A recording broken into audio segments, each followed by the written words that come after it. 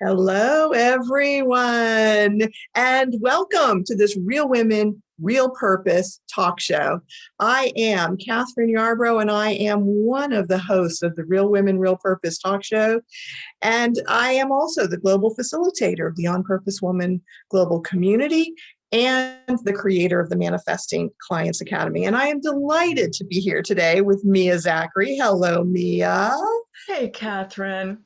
I'm so looking forward to chatting with you today. I am looking forward to chatting with you as well. I've been hearing all about your new book, and I can't wait to get the real inside scoop that you're going to share with us today and the transformational message that's going to come through you that I know is part of this book. But anyway, folks, listeners, I have known Mia for the last few years, and it is a delight to share her with you. She is a gentle spirit soul with a strength. With a snarky sense of humor. Well, maybe that, Mia, but I don't. I was going to say a strength and a power that come through whenever I'm in your presence. So I so appreciate who you are and that we get to chat today.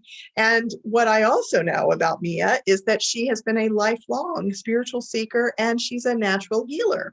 She's actually created 2 healing modalities, and her business, I believe you call it Elemental Abundance, is where science and spirituality come together.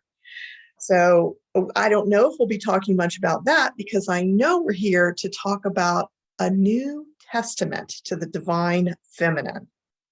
Absolutely, absolutely. I think the intention of elemental abundance also informs the book.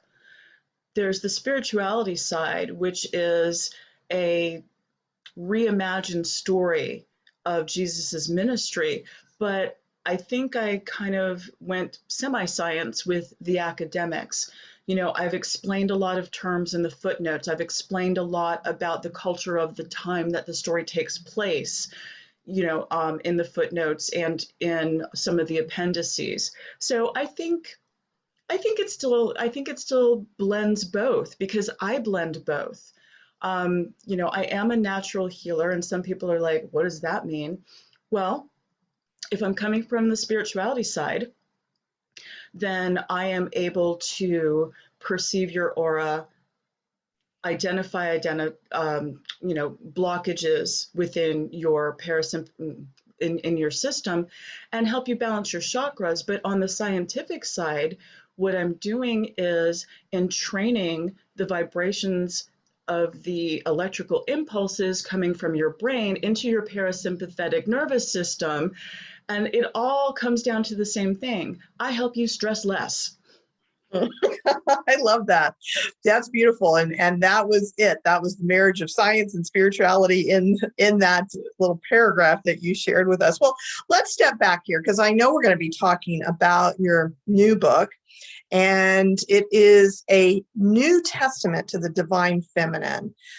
And that's actually the subtitle or part of the title, a new testament to the divine feminine. And, those are big words. At least testament, divine, and feminine are It was a words. big ask. Trust and believe. I am aware of how freaking big this is.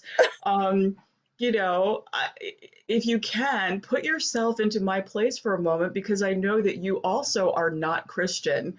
So imagine you're at a women's retreat, minding your own business, trying to get your meditation on, and suddenly you have this appearance of these 2 ascended masters, Mother Mary and Mary Magdalene, and they're like, yeah, we need you to tell our story. We need you to rewrite the Bible so that our voices are heard. Well, And let I'm me tell like, you, if they what? had said that to me, I would have been like, y'all really have the wrong person. But It's like, I think you're like one yoga mat over is where you're meant to be. I don't think you needed me. But, wow. here's the thing. All of these ideas are out in the field of possibility, in the matrix, if you will. And as Elizabeth Gilbert says in her book, Big Magic, you know, there are ideas out there and they're floating by. And if you don't reach up and grab it and take responsibility for birthing it, for manifesting it, for bringing it into the world, it's going to pass on to somebody else. Mm, mm. So I don't know why they chose me. I have no idea why they chose me, but maybe they didn't. Maybe I chose me. Maybe there was something within me that said, you know what? The Bible, the Christian Bible's always been super contradictory and super confusing in my brain. And I would love to have a cohesive story that I could actually see myself in, because that's what was missing for me. Where am I in all of this? Okay, so Where is let's my do mom? Where's my grandmother? Where are my friends and where are we in all of this? so let's take a step back for people who haven't heard anything about your book. It's a New Testament to the Divine Feminine. It's kind of like a new Bible. Oh, that did not land well. I can hear the fundangelicals screaming for my head.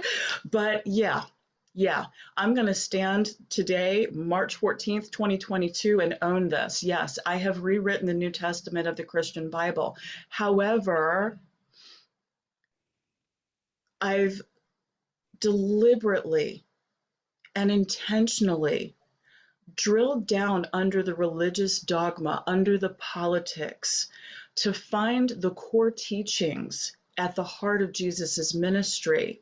And in my research, of course, I discovered that his message was not unique to him. It wasn't even new to his time period, which is why my book merges the Christian Bible with the Tao Te Ching and the Bhagavad Gita and the Gnostic Gospels, because these core messages of love, of treating people the way we want to be treated, of being the change that we want to see in the world, is older than our common era, and our common era being, non-Christians around the world. We still count time from one person's birth and death, and it's kind of weird. But we don't need to treat each other based on one person's opinion. And so my intention, my desire is to bring people together to see the commonalities and not the divisions. For me, I think religion is one of the most divisive inventions in the history of humanity. Hmm. I think it tears us apart more than it brings us together. And so my desire is to say, if you pick up my book and open to any page, every single phrase and passage that I have used is footnoted so that you can find the source. But I'm very proud to say I've created a seamless story, and you are not necessarily going to know which phrase came from the Bible, which came from the Tao, which came from the Gita, which came from the Gospel of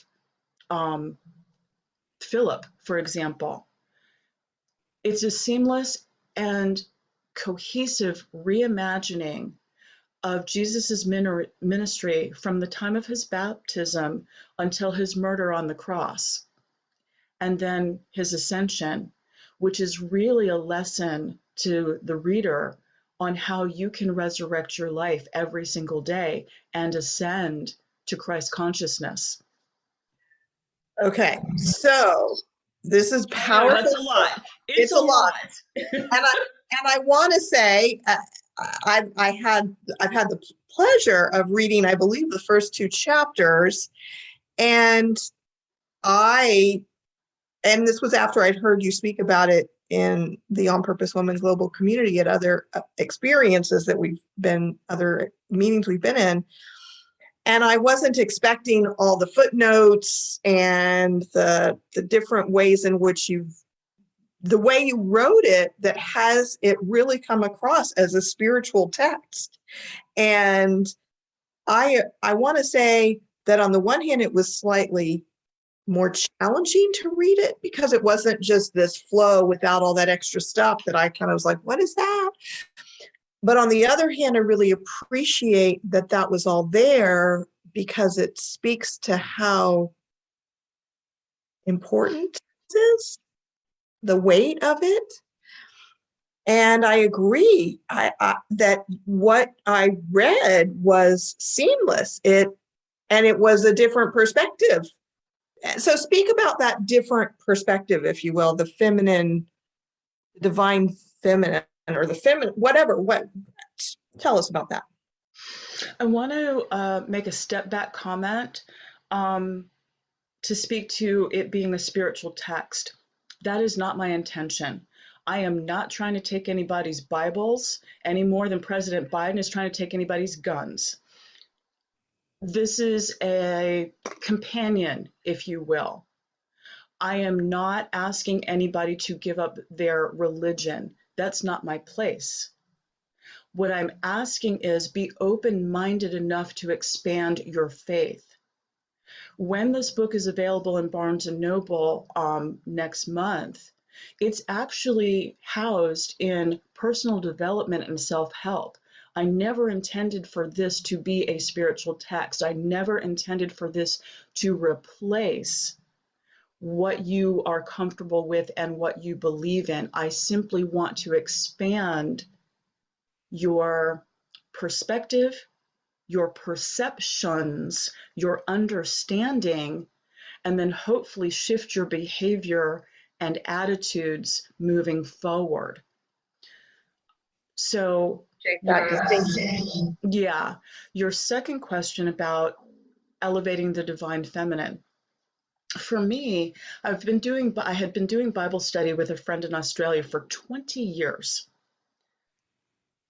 And after 20 years, you'd think I would understand this book a little better, and I didn't. I still, every time it's like, but what about this? And this doesn't make sense, and I don't understand this, and this is completely outdated because it speaks to the culture at the time. It does not feel relevant to me now.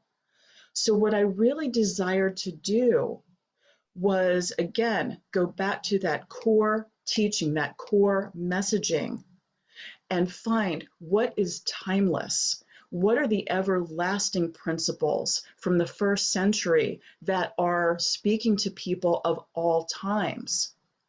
And the very first thing that had to happen for me is changing the way we talk about God.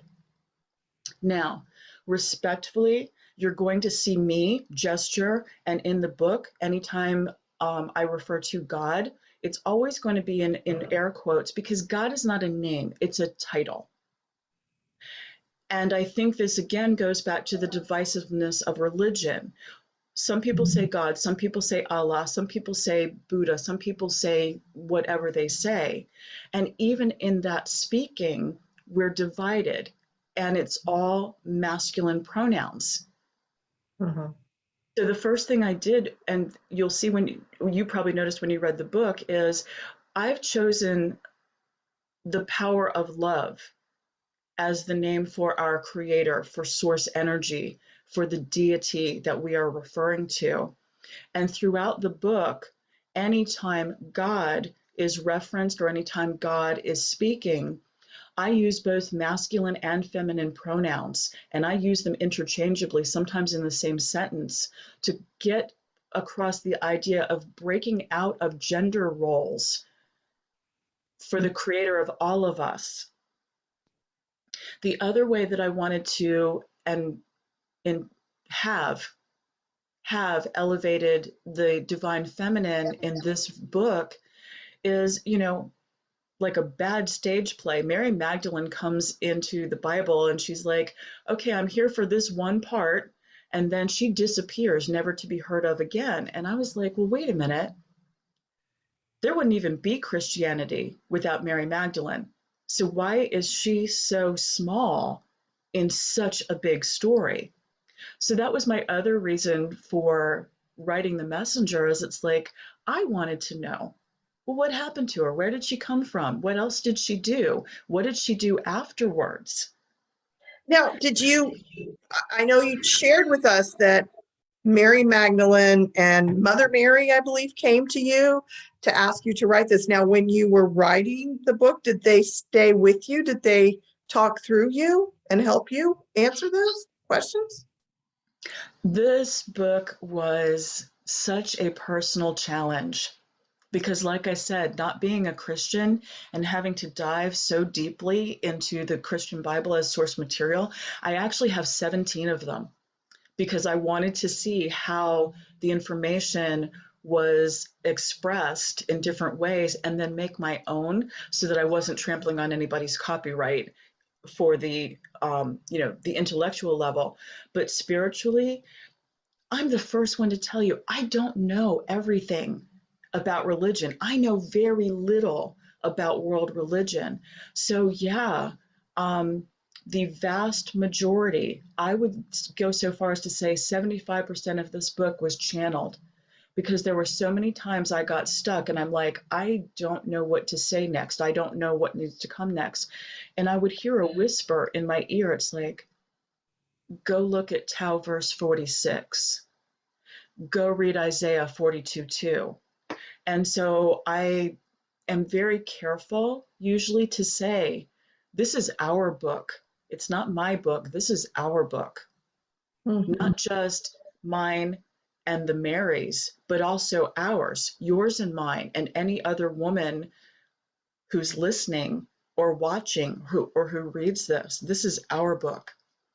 That's beautiful. Well, let's take a moment here just to pause in the interview and let people know how they can get your book, our book, get our Our book. book. I am so excited that for this month, which is Women's History Month, and March 8th was International Women's Day, I am doing a very special version. So as you can see behind me, that's the original cover. But if I'll share my screen in just a moment, for this particular version, my dear friend, artist Claudia Olivos, has given me permission to use her Mary Magdalene painting as the cover of the book. And the original messenger is quite academic, as you pointed out, though I do believe if you just skip to the story part, like skip over the front end, skip over the back end, the first time you read it, just read the story. But there was more that I wanted to share and more that they asked me to share. So this special edition for Women's History Month has 5 currently, and there might be 6 additional chapters that again speak to the divine feminine energies.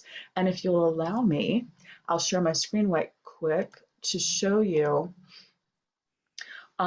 Currently, it is on Kickstarter. So there's a link under the interview, but you can also go to kickstarter.com, look under projects, find my name, Mia Zachary, and you'll see that as of right now, we are, oops, woo!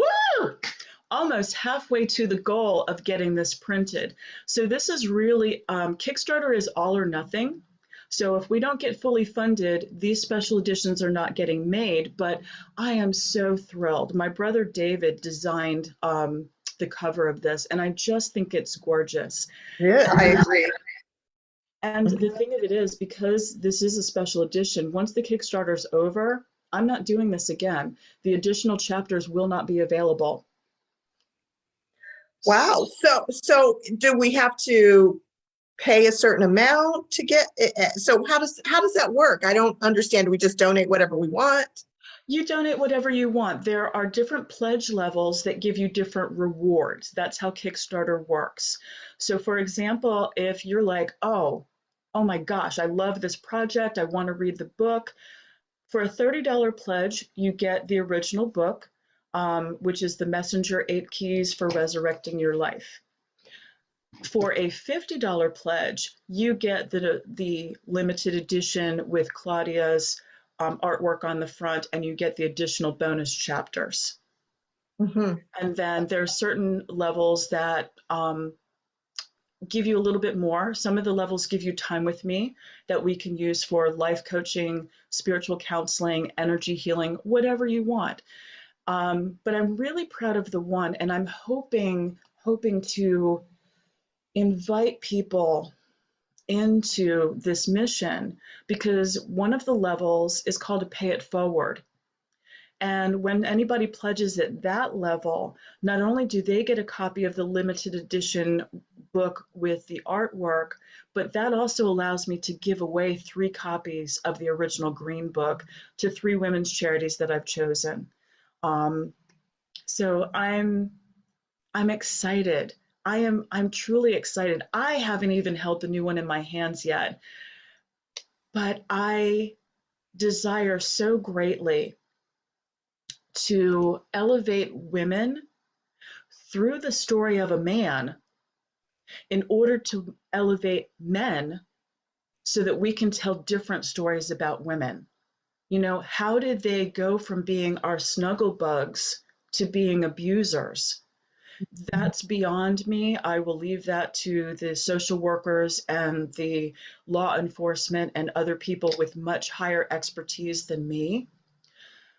But one of the chapters that was completely channeled, and that's a whole nother story that my husband will have to tell you because he had to literally hold me through this while I downloaded the entire story of creation from the feminine aspect, because there are 8.7 million species on this planet, and of those, only 2 have males that give birth: seahorses and sea dragons.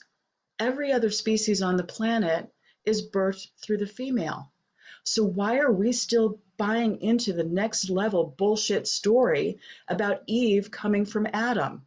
Why are we still, even in cultures that are not Christian, they're familiar enough with the story since it's written,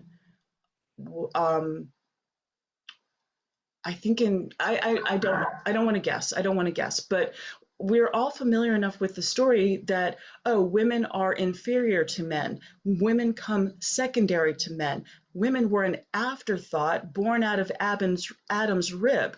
Not even biologically possible. And I do not believe that the creator would ever be out of integrity with their own laws of biology, chemistry, and physics.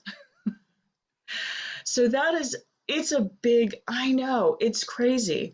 And when I stop and think about what I've done and what I intend to continue doing, it's really overwhelming, which is why I desire, and actually I need more women to read this book and help me with this work, because we've got to change. We've got to change. You know, it breaks my heart. It breaks my heart to read the news headlines. What's happening in Ukraine right now is because of toxic masculinity, not sacred masculinity. What happens when I see a woman with bruises on her face running through, you know, a lifestyle that was never intended for her and her children? It's because of toxic masculinity. And I can hear, you know, the trolls already. Oh, you're a man hater. You hate men. I don't. I don't. I love my husband, but my husband has allowed his yin to be equal to his yang. And so we have a different dynamic. I love my son, and I want him to grow up in a world where it is okay for him to express his emotions, for him to express his fears, his insecurities in something that is not anger and violence. I need to stop because I feel like I'm evangelizing, and that was not my intention. But Oh, no, no, no, no, no, Mia. passionate. I am so passionate about Yes, doing speak this. it. Speak it. You don't need to please don't do this to your passion. Please share it, because when you speak your truth in that way, I hear it in a way that I move to action. I moved to support you and this message that's coming through you, and I 100% agree with it. I I see rooms, leaders' rooms that they show on TV filled with men around the board table. I still see it. I still see it at time often. And I just go, where are the women? Where are the women? And I think that it's partly what we were trained. And, you know, I think I'm a little older than you, Mia. I was thinking about, I'm giving you a break here, if that's okay. I was thinking just today, I think about growing up during the transition. I was born in 61. So between, you know, childhood and adolescence into college was a time here in the United States where women were stepping more into careers. And I grew up with the mixed message of men are supposed to take care of you and you're supposed to be superwoman and get a job and have a family. And I can bring home the bacon, fry it up in a pan, and never let you forget that you're my man. yeah, and it's a weird time to have grown up, because that meant we didn't know what we were doing. We still don't know exactly. We're adults. We're all trying to humans. We're trying to figure out how to do life. But the cultural message that you're speaking to has been going on for a few thousand years, if not before that, and we're breaking free from it. And this New Testament to the divine feminine that you were asked to create and that you birthed is part of this transition. And to speak it and to speak your truth about what you see in terms of real action, and helps us to put the pieces together. And so I And I don't want you to do this. I want you thank to do you. this. Mhm. And I don't think it's a mistake that this came through. You know, the original experience of that meditation was in April of 2019, but I dragged my feet and resisted the call for months.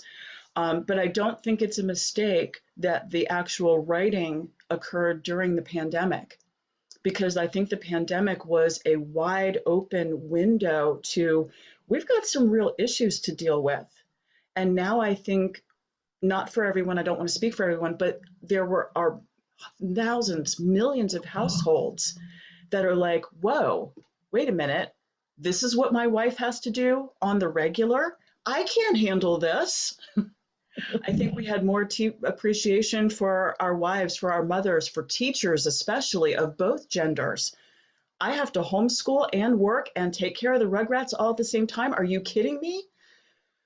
So, how can we do better? How can we love each other more? How can we treat each other with more compassion? Not just kindness. Kindness can be superficial. I don't want to put it down, but it can be superficial. Oh, bless your heart. Wow. As opposed to, oh my God, I deeply and truly feel what you're going through. How can I support you? That's a completely different ask. That's a completely different intention.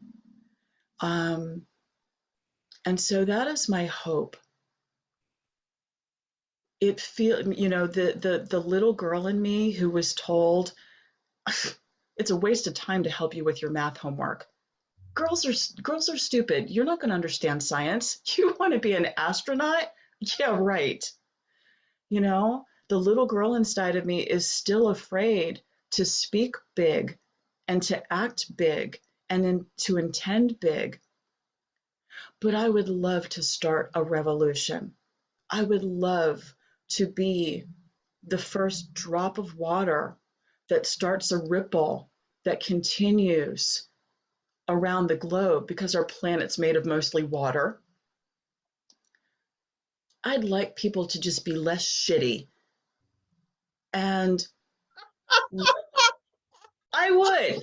I would That's just a like people to be t-shirt. less shitty. I I think as a t-shirt, I would like people to be less shitty. I mean, what a great t-shirt. I think we need to make that as a something, and a postcard and a everything. Yeah, great message. That's a great message. I would also like to clarify, if you'll allow me. When I'm talking about divine feminine energies, maybe I need to step back into yin and yang, because I do not believe that divine feminine energies need to be gendered. When I'm speaking to women, I'm speaking to everyone who self-identifies as a woman, not just those of us who are cis women. And anybody who's watching, if I mess that up, please forgive me. I'm learning, and I know I don't have it all right yet. Um, I'm not desiring for men to be less of a man. I'm asking you to be less of the men that you were taught by by your forefathers. I'm asking you to be fully male, which means embracing your yin as well as your yang. I'm asking for my sisters not to be less of a woman, but to embrace your yang as well as your yin. We are divine, and we are human, and we are masculine, and we are feminine, because our sex assignment and our chosen gender identities are not the same thing. I'm not trying to be an expert on that topic. I just want to express that I want everybody included in my book. I want everyone to see something of themselves in here. And that's why I agreed to write it. Mhm. That is so beautiful, Mia. Thank you, thank you, thank you. And I want to remind all of our listeners to click the link and go to, Here, I'll show it one more time. I'll share my screen so that you yes, can see what definitely. you're looking for and recognize it when you get there. Yes, this, I want to be able to give this book away. Help me give this book away. I cannot do this without your love, your compassion, your enthusiasm. I can't give this book away, which is what I promised Mother Mary I would do at the Basilica in DC. I want to be able to give copies of this book away. Please help me do that. This is what it's going to look like. Oh, and I'm going to sign it for you. Ah, so if we go over there and give like, let's say I go over, which I'm pledging to donate $50 and get the hard copy for this month. When do we expect to get it? Because I know you said it wasn't printed yet. When do we get to get it? If you are most comfortable, because your finances are none of my business, but if someone is most comfortable donating at the $30 level, the Green Book's already finished. You will have that in April. That's not an issue. I believe that all of the chapters will be completely edited and revised by the end of April. So you should have the white book, the special limited edition, no later than June. Okay. I'm gonna say June, but I really think I'm probably gonna deliver it early in May. But just in case, because supply chain, gas prices, the trucks have got to deliver the books to the warehouse, and the warehouse has to deliver it to UPS. But here's my promise: before the Feast of the Magdalene on July 22nd of 2022, you will have your book before then. Excellent. So, my friends, I encourage you to go get it. As I said, I've had the pleasure of reading the first two chapters in the book, and I have to say that the images have stuck with me. The message about, I believe it was Mary Magdalene and her a little piece of her life, and just the reframe that Mia put into the book, or she was given, about that experience, it's like truly unraveling a message that, Great word. yeah, that's the story that even I, not as a Christian, got indoctrinated with about that time. Yeah, And exactly. Screw you, Pope Gregory, because this is all his fault. uh, Well, I don't know about that part of it, but I hear you and you know about it. Yeah, no, So, I'm okay. sorry. Just for clarification, Mary Magdalene was never a whore. She was never a prostitute. That's not even in the Bible. That is something that Pope Gregory told everyone in the year 541. So 500 years after Jesus was dead, he decided, oh, she must have been the woman who was supposed to be stoned for adultery. And that's how that bullshit got started. And we are still paying for it to today in our gender, in our mixed sex, in our male and female relationships. Men are still indoctrinated to want a Madonna in the living room and a whore in a bedroom because of that lie. I've retold this story. How can you retell yours? That's my challenge.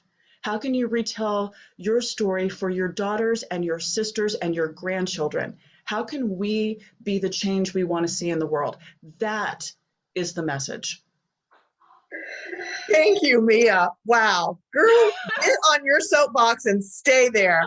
So that's what I have to say to you. And it's time for us to start to wrap this conversation up. Is there any last words? I mean, I want that to be your last words because that was like, yes, but I want to give you an opportunity too. Is there any last thing that you want to make sure that you share with us before we wrap up?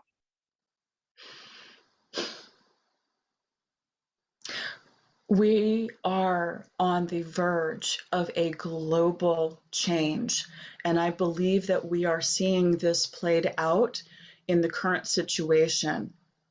If you consider Putin as an example of toxic masculinity, then I want to hold up Zelensky as a beautiful example of sacred masculinity. That's the change. That's the goal. That's the desire. That's the message. Mm. Let's all be sunflowers. I don't get it. Did I miss something in the Oh, news? I'm sorry. The sunflower is the national flower of Ukraine, but also, going back to the science, apparently sunflowers have the ability to absorb nuclear radiation. Oh. So it is a peace symbol in this moment and at this time. Oh, thank you for sharing that with me. Wow. Oh, so listeners, thank you for joining us here. Please comment below your thoughts, your questions, your responses to Mia's powerful message. And I will answer all of them. If you comment, I promise I will answer, even Mm-hmm. the trolls. Or I may delete the trolls anyway, we'll see. Hopefully we won't have any. I don't think we will. But if we do, everyone is welcome, according to Mia. So, and please click the link to go over to the project, the Kickstarter project, and give what you can. And if you're like me, you want to get her wonderful, beautiful book with the book cover and the new special edition, check that out. And also, if you can, donate so that other people get the book as well. And I want to just thank everyone for joining us for this Real Women, Real Purpose talk show live in the On Purpose Woman Global Community, On Purpose Woman Magazine and Global Community Facebook page. And tomorrow, I'm actually going to be back here for a Real Women, Real Purpose talk show where I am going to be. And aren't you being interviewed tomorrow, Catherine? Yes, tomorrow by Ginny. And the topic is speak like what you say matters. I kept thinking about it today because what you say matters, Mia. Speak like what you say matters. And you did that. You demonstrated that so beautifully. So I just want to thank you for the opportunity. I've always loved chatting with you. And this was fun, even though I got a little excited. I love it. So, my friends, if you like this interview or loved this interview like I did, please share it with your friends right here on Facebook. Share it anywhere you want. I will be uploading it to YouTube in the next 24 hours. So you'll be able to go to YouTube and type in On Purpose Woman Global Community to go to our channel there. And you'll be able to get the link for this interview there as well. And you can share it anywhere. while you're there, be sure to subscribe to our YouTube channel so you get information about all of our shows, and check out some of the past interviews. We get to Jenny Robertson, who is the founder of the community and the other host on these shows. We get to interview amazing women who are real and who are on purpose. So check us out there, and I will see you all tomorrow. Thank you.